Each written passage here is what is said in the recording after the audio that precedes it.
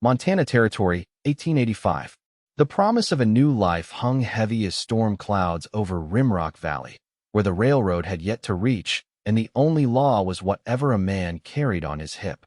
In this untamed corner of creation, 24-year-old Hank Sullivan believed only one truth. A man rode alone if he meant to survive. The frontier had taught him that companions were liabilities and attachments were graves waiting to be dug. 6 years of driving cattle and breaking horses had hardened his hands and his heart equally. The morning sun cast long shadows as Hank guided his dun gelding down the rutted main street of Clearwater Springs, a town barely deserving the name, with its single dusty thoroughfare lined with false-fronted buildings. His worn leather chaps and faded blue shirt bore the marks of the trail, but there was something in his bearing that set him apart from the common drifter. Despite his youth, his eyes carried the weathered vigilance of a man who had seen too much frontier justice administered without mercy. "No sense getting comfortable," he muttered to himself as he dismounted in front of the mercantile. 3 months was his limit in any place before moving on, long enough to earn his keep, not long enough for folks to remember his face or expect him to return. The wilderness beyond town beckoned like an old friend, constant in its dangers but honest in its threats. What Hank truly wanted was enough money to buy a remote piece of land where he could raise horses far from the complications of people. What he needed, though he'd never admit it, was to stop running from the ghosts that had chased him west from Missouri. A home, a purpose beyond survival, someone who might look at the hard edges of his life and see something worth saving. But such thoughts were dangerous luxuries on the frontier. Hank tied his horse to the hitching post and stepped onto the boardwalk, spurs jingling with each step. The sound of weeping stopped him before he reached the mercantile door. Around the corner of the building, a young woman sat on a wooden bench, shoulders shaking as she pressed a handkerchief to her face. Her deep blue dress, mended but clean, marked her as someone trying to maintain dignity against difficult odds. Her brown hair, the color of sun-warmed chestnuts, had been carefully pinned but was coming loose around her tear-streaked face. Hank hesitated, one hand on the door. Other people's troubles were precisely what he avoided. He could simply walk inside, conduct his business, and be gone before her tears dried. But then she looked up. Her eyes, the pale blue of a winter sky, met his. In that moment, everything in Hank's carefully constructed fortress of isolation shifted. Beatrice Adams, 22 years old and at the end of her rope, had never meant for anyone to witness her breakdown. Especially not a stranger. Especially not a tall, handsome cowboy with serious eyes that seemed to look right through her carefully constructed facade of competence. "I apologize," she said quickly, gathering her composure like scattered coins. "Please, go about your business." Hank should have nodded and continued inside. That was the prudent course, the safe course. Instead, he found himself removing his hat. "Ma'am, are you in need of assistance?" She laughed bitterly, wiping away tears. "Unless you can change the minds of closed-hearted people or conjure food from thin air, I doubt it." Something in her defiance, the way she straightened her spine despite her obvious distress, made it impossible for Hank to walk away. He remained rooted to the spot as she stood, revealing the small boy clutching her skirts. A toddler no more than 3 years old, peering up at Hank with solemn eyes. Behind the bench, a baby slept in a simple wooden cradle. "They won't hire me," she said, gesturing toward the mercantile. "Not with my children. No one will. Too much trouble, they say. Too many responsibilities. As though my babies are some kind of disease instead of innocent children." The revelation that she was a mother with 2 young children should have been Hank's signal to retreat. Children meant complication, attachment, everything he had spent years avoiding. Instead, he found himself asking, "You're looking for work?" "Work. A place to live. A chance." Her voice cracked on the last word. "My husband died in a mining accident 6 months ago. I've been traveling east, trying to reach my cousin in Nebraska, but..." She gestured to her meager belongings. "We've run out of options in Clearwater Springs. No one will accept me with my children," she whispered, more to herself than to him. I should have known better than to hope. Something in her words struck a chord deep within Hank, echoing with his own abandonment as a child. Before he could reconsider, he extended his hand. "My name is Hank Sullivan. I work at the Lazy S Ranch outside town. The owner's wife has been looking for help with housekeeping and cooking. Beatrice stared at his outstretched hand as if it might be a mirage. I'm Beatrice Adams. This is my son Daniel, and the baby is Emma. When her fingers finally met his, something electric and unexpected passed between them. Not just the simple touch of skin on skin, but a recognition. Two souls adrift in the same harsh wilderness. Mrs. Larson is a good woman, Hank continued, releasing her hand perhaps a moment too late. She might be willing to give you a chance, children and all. Hope flickered across Beatrice's face like the first light of dawn. Why would you help us? You don't know me. Hank couldn't answer truthfully, couldn't admit that something about her fierce determination to protect her children had pierced his carefully maintained distance. Instead, he simply said, "The West is hard enough without folks turning their backs on each other." The words contradicted everything he believed about keeping to himself, yet they felt true the moment he spoke them. That afternoon, Hank found himself doing something he'd never imagined, loading a young widow's belongings onto his wagon and driving her and her children to the Lazy S Ranch. Every instinct told him to drop them at the ranch house and ride out to the line cabin where he kept to himself between cattle drives. Instead, he found himself speaking to Mrs. Larson on Beatrice's behalf. To his surprise, the rancher's wife took one look at Beatrice's determined face and the two children and offered not just work, but a small cabin behind the main house.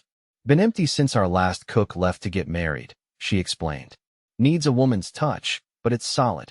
That night, as Hank rode back to his solitary cabin under a canopy of stars, he told himself he'd done his good deed. He could return to his isolation now, to the simplicity of horses and cattle and endless horizons. But Beatrice Adams' face, transformed by gratitude and relief, kept appearing in his mind. The touch of her hand lingered like a brand on his skin. The frontier had taught Hank Sullivan that connections were dangerous. Caring for people led only to loss and pain. He'd believed this truth for so long that it had become the foundation of his existence. One encounter with a weeping mother and her children had just placed the first crack in that foundation. Spring turned to summer on the Lazy S Ranch. Hank maintained his routine of working from dawn until dusk, speaking little, keeping to himself. But somehow, his path began crossing Beatrice's with increasing frequency. He found reasons to ride past the ranch house when she might be hanging laundry. He offered to fix the leaky roof on her cabin. He brought Daniel a small wooden horse he'd carved during the lonely evenings. Beatrice, for her part, seemed to sense the war within him, his desire for connection battling against his fear of attachment. She never pushed, never demanded, but always welcomed him with a smile that made his chest ache with forgotten longing. "Why do you always look ready to run, Hank Sullivan?" she asked him one evening as they sat on her porch, watching Daniel chase fireflies in the gathering dusk. Baby Emma slept peacefully in a cradle Hank had repaired. Hank stared into the distance, where the mountains rose purple against the fading light. "Running's easier than staying," he finally admitted. "Staying means you might lose something that matters. And never allowing anything to matter means never really living," she countered softly. Their eyes met in the twilight, and Hank felt something shift inside him. For the first time in years, he wanted to tell someone his story. The parents lost to fever when he was 12, the cruel uncle who had worked him like a slave, his escape west at 16 with nothing but determination and a stolen horse. Instead, he stood abruptly. "I should go? Early start tomorrow." Beatrice nodded, disappointment flashing across her face before her composure returned. "Of course. Thank you for fixing the cradle." As Hank rode away, he heard Daniel ask, "Is Mr. Hank coming back tomorrow, Mama?" "I hope so, sweetheart," Beatrice replied, her voice carrying on the evening breeze. "I truly hope so." The summer cattle drive took Hank away for 3 weeks. He told himself the distance would be good, would help him rebuild the walls that Beatrice and her children had somehow breached without his noticing. Instead, he found himself looking eastward each night, wondering if Daniel was still practicing the roping skills Hank had begun teaching him, if Emma had added any new words to her growing vocabulary, if Beatrice still hummed that haunting melody while she worked. When he returned to the ranch, dusty and trail-worn, he fought the urge to ride straight to Beatrice's cabin. Instead, he unsaddled his horse, cleaned his gear, and tried to ignore the unfamiliar anticipation building in his chest. The next morning, He heard Daniel's excited shout before he saw them. "Mr. Hank, you came back." The boy launched himself at Hank with complete trust, small arms wrapping around his legs. Something in Hank's chest twisted painfully as he lifted the child. "Course I came back, partner. Had to see if you'd been practicing your rope work." Beatrice approached more slowly, Emma on her hip. Her hair was pinned neatly beneath a simple bonnet. Her dress faded but clean. Something in her eyes, relief, welcome, something deeper, made Hank's breath catch. "Welcome home," she said simply, as though he belonged somewhere for the first time in his life. The summer days stretched long and golden. Hank found himself spending evenings at Beatrice's table, eating meals she prepared and telling stories of his travels to an enraptured Daniel. He taught the boy to ride on a gentle pony. He rocked Emma when she fussed with teething pain. He repaired broken furniture and built shelves for Beatrice's kitchen. With each passing day, the fortress around his heart crumbled further. "You're different," Jim Larson, the ranch owner, observed one evening as they sat on the main house porch. "Never seen you stick around this long between drives." Hank shifted uncomfortably. "Good grazing this year. Makes sense to stay put." Larson chuckled. "Sure it's the grass keeping you here, not those big blue eyes of Mrs. Adams?" Before Hank could respond, riders appeared at the edge of the property, 3 hard-looking men, the kind Hank recognized instantly as trouble. "Stay here," he told Larson, moving toward his horse with the instinctive caution of a man who had survived by reading danger. The men dismounted near Beatrice's cabin, and Hank's blood ran cold when he saw her step outside, clutching Emma protectively while Daniel peered from behind her skirts. "Been a long time, B," the lead rider called out, his voice carrying across the yard. "Thought you could just disappear?" Hank approached cautiously, hand resting on his revolver. "Everything all right here, Mrs. Adams?" The 3 men turned, sizing him up with the calculating eyes of predators. "This ain't your concern, Cowboy," the leader said. "Mrs. Adams here has some unfinished business with my brother's mining company." "That's not true, and you know it, Victor," Beatrice said, her voice steadier than her trembling hands. "Thomas paid his debt to your brother before he died. I owe nothing." "Funny thing about debts," Victor replied. "They have a way of growing when there's no man around to dispute the figures." Hank stepped between them. "I think you gentlemen have made a mistake. Mrs. Adams is under the protection of the Lazy S Ranch now." Victor's hand drifted to his gun. "And who might you be to make such claims?" The tension crackled between them like heat lightning. Hank was acutely aware of Beatrice and the children behind him, of how quickly violence could erupt. "Hank Sullivan," he answered evenly. "And I'm suggesting you mount up and ride out before this becomes something you'll regret." The standoff might have ended in bloodshed if Jim Larson hadn't appeared with his shotgun, flanked by 2 ranch hands. The odds suddenly less favorable. Victor and his men reluctantly withdrew, but not before issuing a parting threat. "This ain't over, B. A woman alone can't hide forever." Only when they had disappeared beyond the ridge did Hank turn to Beatrice, whose face had gone pale as parchment. "Who were they?" he asked quietly, guiding her back toward the cabin as Daniel clung to his mother's skirts. "Victor Randall, my husband's former employer." Her hands shook as she set Emma in her cradle. "Thomas died in their mine." Victor's brother claimed Thomas owed money for equipment damages, but it wasn't true. Thomas had paid everything, had the receipt to prove it. She sank into a chair.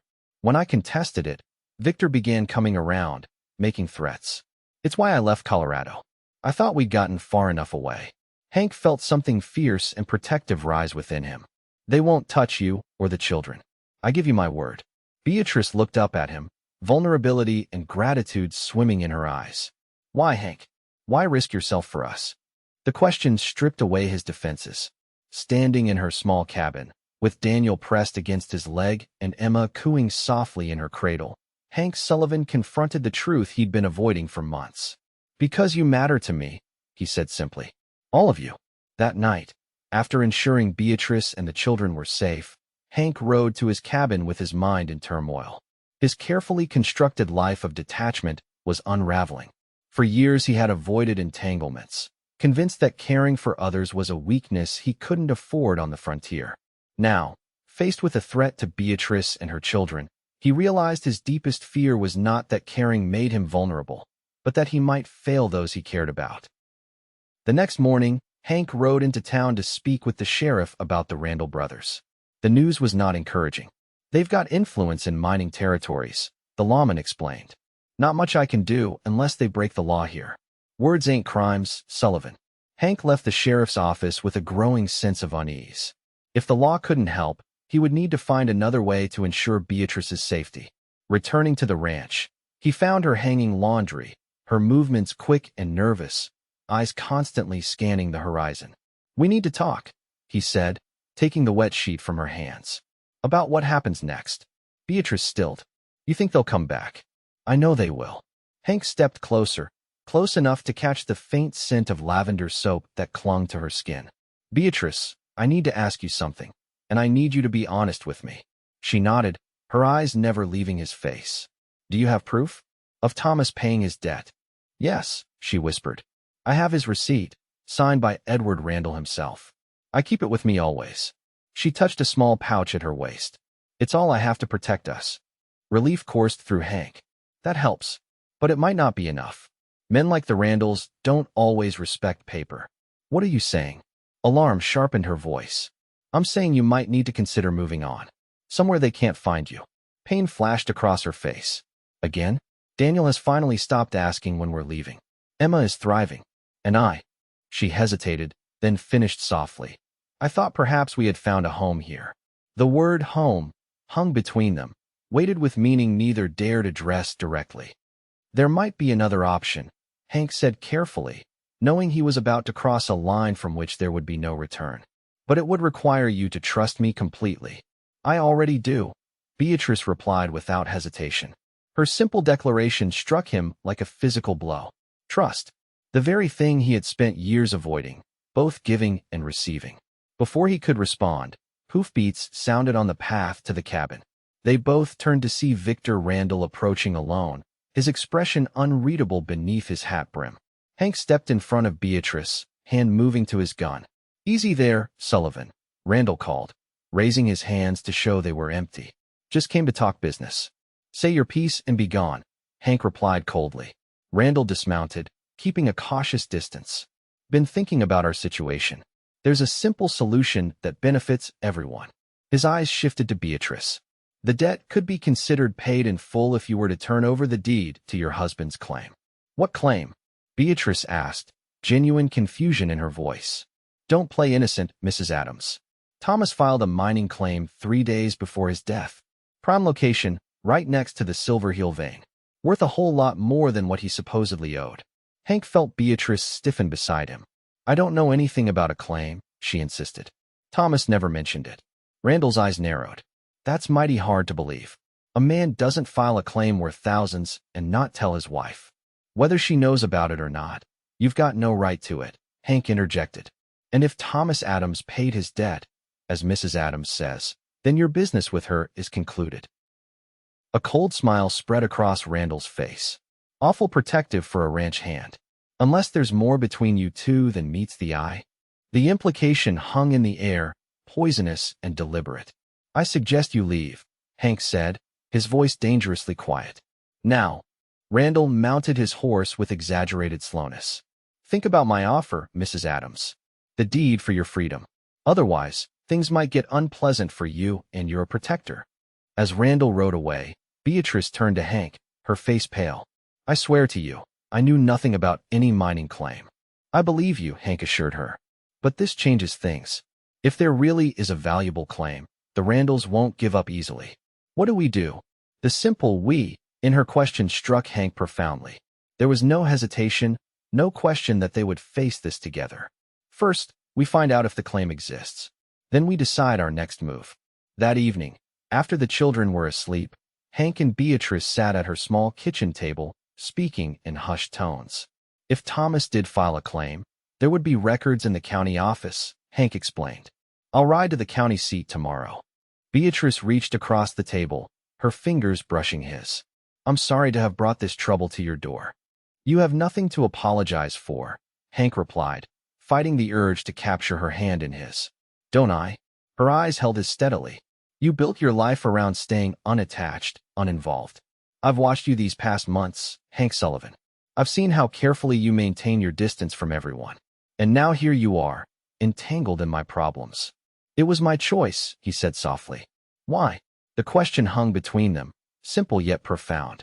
Hank looked at her face in the lamplight, the strength in her jaw, the kindness in her eyes, the quiet dignity she maintained despite all she had endured. How could he explain that she had awakened something in him he thought had died years ago? That her children had breached his defenses with their unguarded affection? That for the first time since he was a boy, he had begun to imagine a future beyond mere survival? Because you made me remember what it's like to care about something more than my own skin, he finally answered. And I can't seem to forget it again, no matter how hard I try. The confession cost him dearly. It violated every principle of self-preservation he had lived by. Yet once spoken, the words seemed to lift a weight he hadn't known he was carrying. Beatrice's eyes shimmered with unshed tears.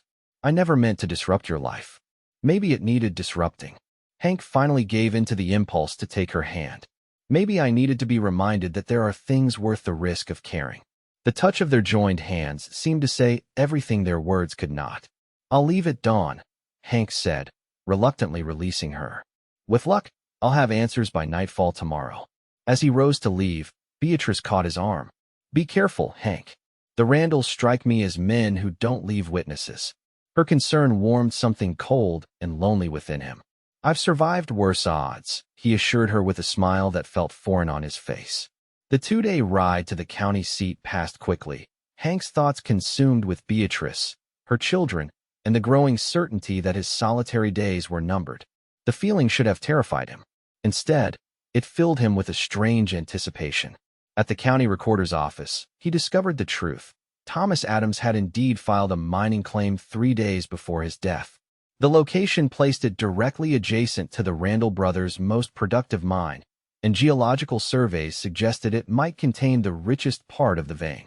As his widow, Mrs. Adams would inherit the claim, the clerk explained, unless specified otherwise in a will. Hank thanked the man and headed toward the telegraph office, intent on sending word to Beatrice.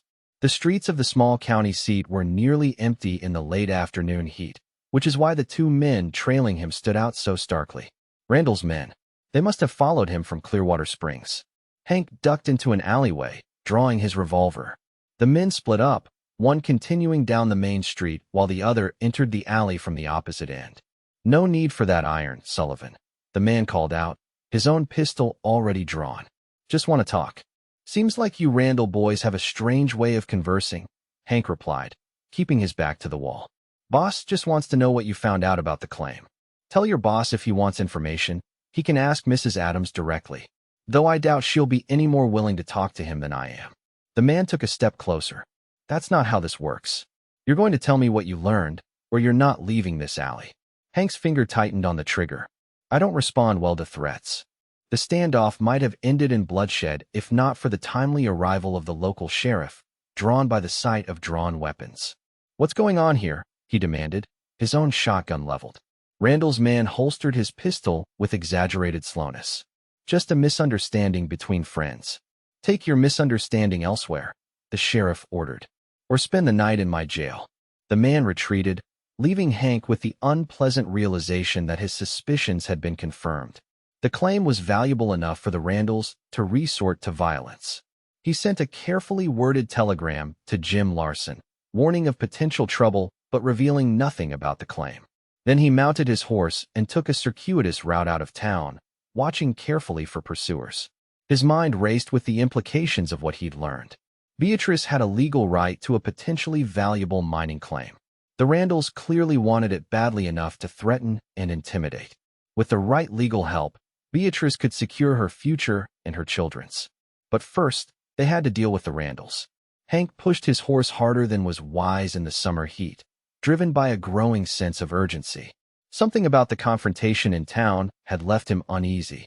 If Randall's men had followed him to the county seat, what was to stop others from going directly to the ranch? By the time he crested the final ridge overlooking the Lazy S, night had fallen. The main house was dark, but lamplight glowed in Beatrice's cabin. Relief washed over him at the sight. As he approached, he noticed something odd. The door stood slightly ajar, swinging gently in the night breeze. Beatrice never left her door open after dark. Dismounting silently, Hank drew his revolver and moved toward the cabin with the caution of a man who had learned to sense danger. Through the window, he could see the main room was empty, the lamp burning low on the table. "Beatrice," he called softly, pushing the door open wider. No answer. Fear, cold and sharp, twisted in his gut. The cabin was undisturbed but empty. No sign of struggle. The children's beds were made, their few toys put away.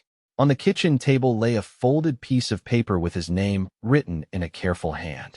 Hank unfolded it with fingers that had suddenly gone numb. "Hank, Victor Randall came with proof that Thomas never paid his debt. I've gone with him to Colorado to settle the matter properly. The children are safe with Mrs. Larson. Please don't follow us. This is my burden to bear alone. Forgive me for involving you in my troubles. You were right from the beginning. Attachments only bring pain." Beatrice. Hank read the note 3 times, disbelief giving way to a terrible certainty. The handwriting was Beatrice's, but the words were wrong. The Beatrice he knew would never leave her children, not willingly. And she would never go anywhere alone with Victor Randall. She had been forced to write the note. It was the only explanation that made sense. Hank rode to the main house, where a bleary-eyed Jim Larson confirmed his fears. Randall and 2 men had arrived that afternoon, claiming to have legal papers regarding Thomas Adams' estate. Mrs. Adams seemed mighty upset, Larson explained. But she insisted it was a private matter she needed to resolve. "Left the little ones with my wife and said she'd be back in a week or so." "Did you see these legal papers?" Hank demanded. "Well, no. But she seemed convinced. They've taken her against her will." Hank cut him off. "The Randalls want her husband's mining claim, and they're using her to get it." Larson's expression hardened. "You sure about this, Sullivan?" "As sure as I'm standing here." Hank crushed the note in his fist. "I need to go after them. That's a 3-day ride to Colorado. If you push hard," Larson warned. "And you'll be outnumbered when you get there. I don't have a choice." The words emerged with a certainty that surprised even Hank.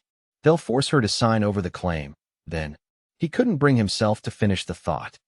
"I'll send for the sheriff," Larson offered. He could gather a posse. "There's no time," Hank interrupted. "I need to leave now, but I need to see the children first." In the Larsons' spare bedroom, Daniel and Emma slept peacefully, unaware that their mother had been taken. Hank stood in the doorway, watching their small chests rise and fall, a fierce protectiveness overwhelming him.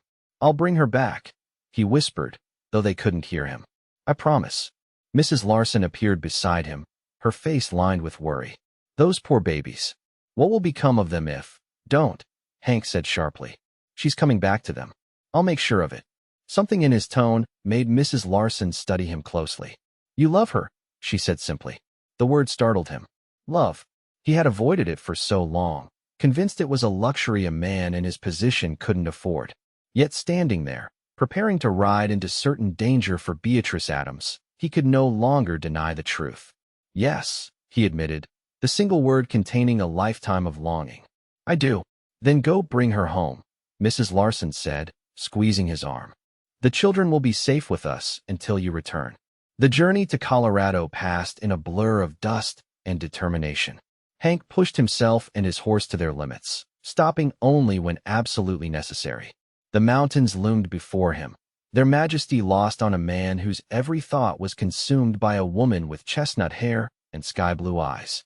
Randall's mining operation lay in a narrow valley northwest of Denver. As Hank approached, the scars of industry became visible on the mountainside. Timber cleared, earth gouged open, the skeleton of a stamp mill silhouetted against the sky. He left his horse hidden among the trees and continued on foot, approaching the mining camp as dusk fell. Workers moved between simple cabins and the mine entrance, their faces gray with exhaustion and/or dust. A larger cabin stood apart from the others, lamplight spilling from its windows. Hank circled the perimeter, grateful for the growing darkness. From the back of the main cabin, he could hear voices through an open window. "Just sign the papers, Mrs. Adams, and this unpleasantness can end." Victor Randall's voice, smooth as snake oil. "I've told you, I won't sign anything until I see proof that Thomas truly owed this money." Beatrice's voice, strained but defiant. "My brother's ledger shows the debt clearly. Your brother's ledger could show anything you want it to. I want an independent accountant to review the records." A sharp sound, a slap, followed by silence. "My patience is wearing thin," Randall said, his voice hardening. "Either you sign over the claim willingly, or we'll find other ways to persuade you. Perhaps a telegram to Clearwater Springs regarding those precious children of yours." Hank had heard enough.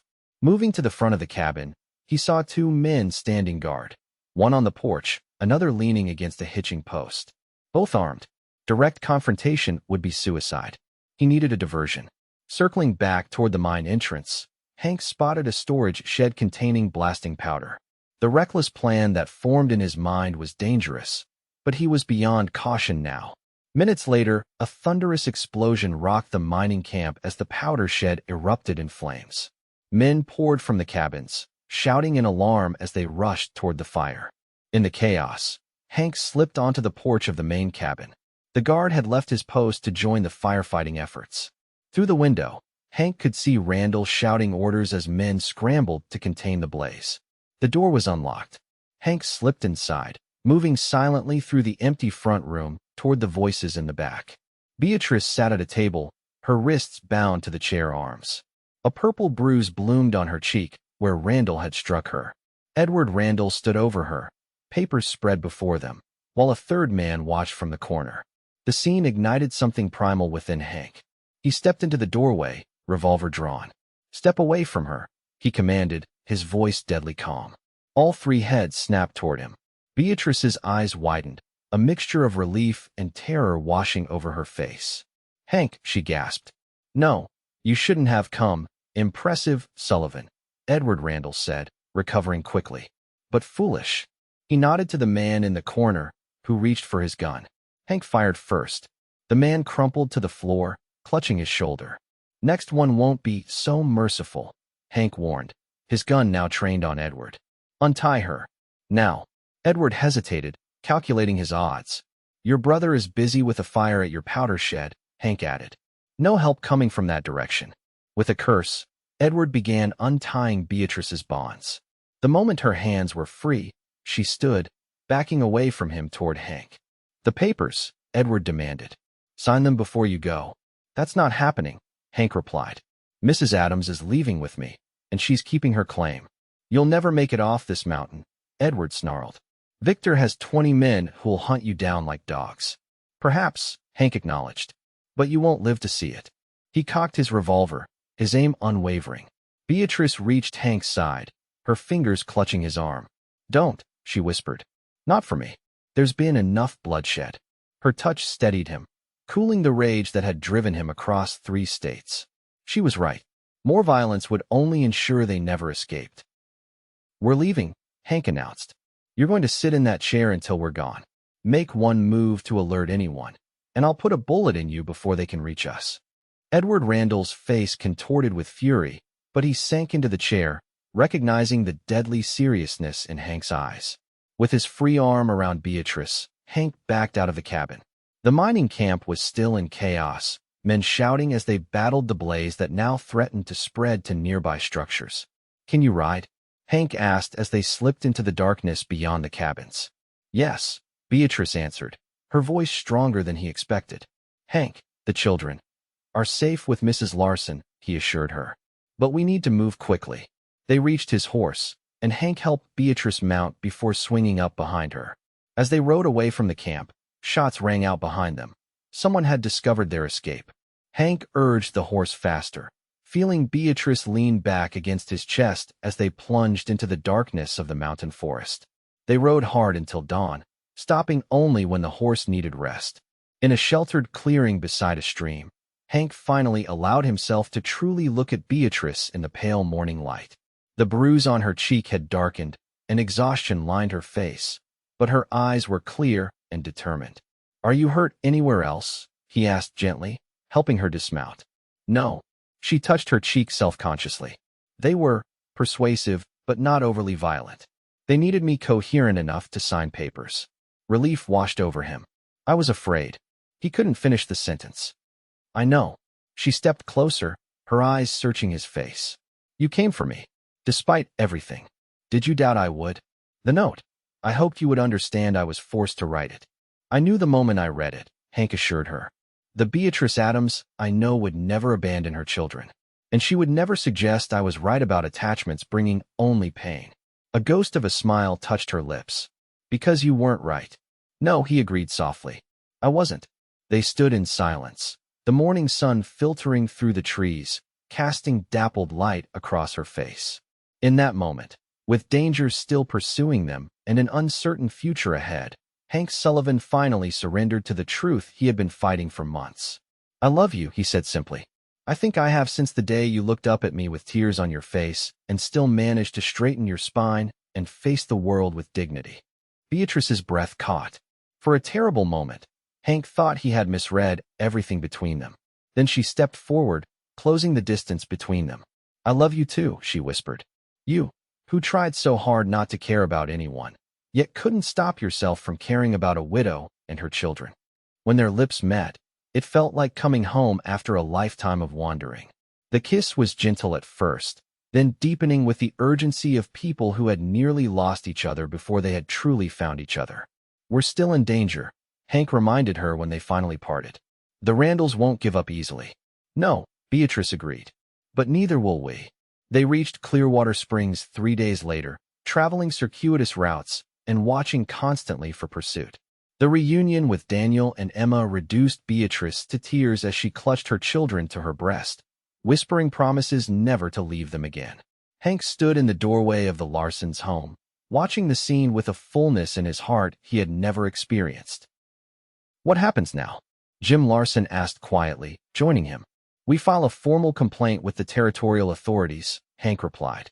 The Randalls committed kidnapping and assault. With your testimony about Beatrice being taken, we might get the law on our side. And the claim? It's legally hers. With proof of the Randalls' actions, no court would force her to surrender it. Larson studied him thoughtfully. That's not what I meant, Sullivan. What happens with you now? The question struck at the heart of everything that had changed. 6 months ago, Hank Sullivan had been a drifter, convinced that attachments were dangerous, that caring only led to loss.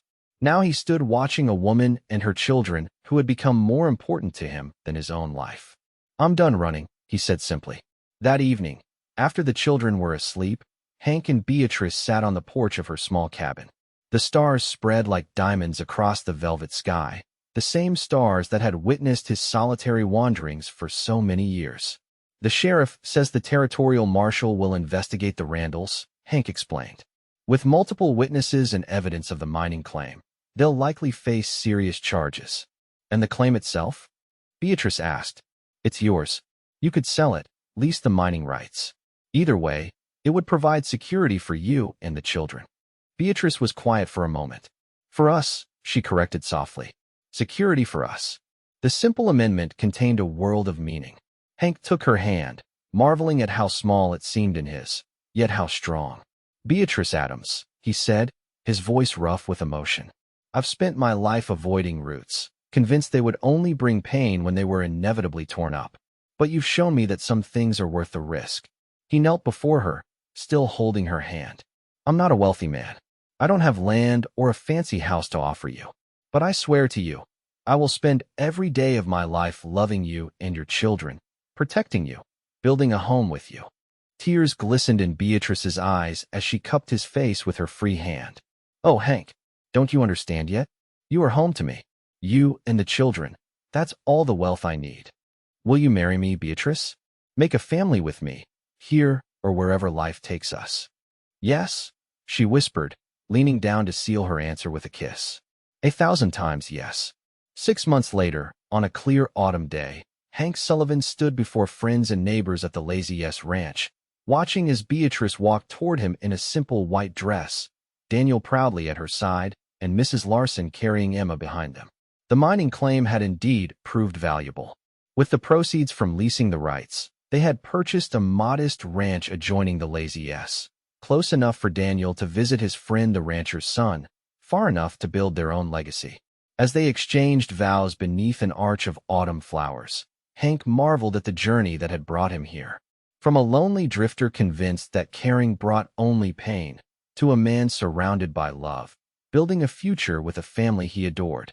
When the minister pronounced them husband and wife, Hank looked into Beatrice's shining eyes and knew with absolute certainty that some risks were worth taking. That the very connections he had feared for so long were, in fact, the only things that made life truly worth living. "I love you, Mrs. Sullivan," he whispered as he leaned down to kiss his bride. "And I love you," she replied against his lips. "Thank you for holding my hand when I thought no one would accept me." As the gathered friends cheered, Daniel wrapped his arms around both their legs, and Emma babbled happily from Mrs. Larson's arms. In that perfect moment, Hank Sullivan, once the most solitary of cowboys, found himself at the center of a circle of love he had never dared to imagine. The frontier might be harsh and unforgiving, but here, in the family they had built together, they had created something stronger than its challenges. A love that would endure long after the Wild West had given way to civilization, a legacy that would live on in the ranch they would build and the children they would raise together. For a man who had once believed in riding alone, it was the greatest adventure he would ever know.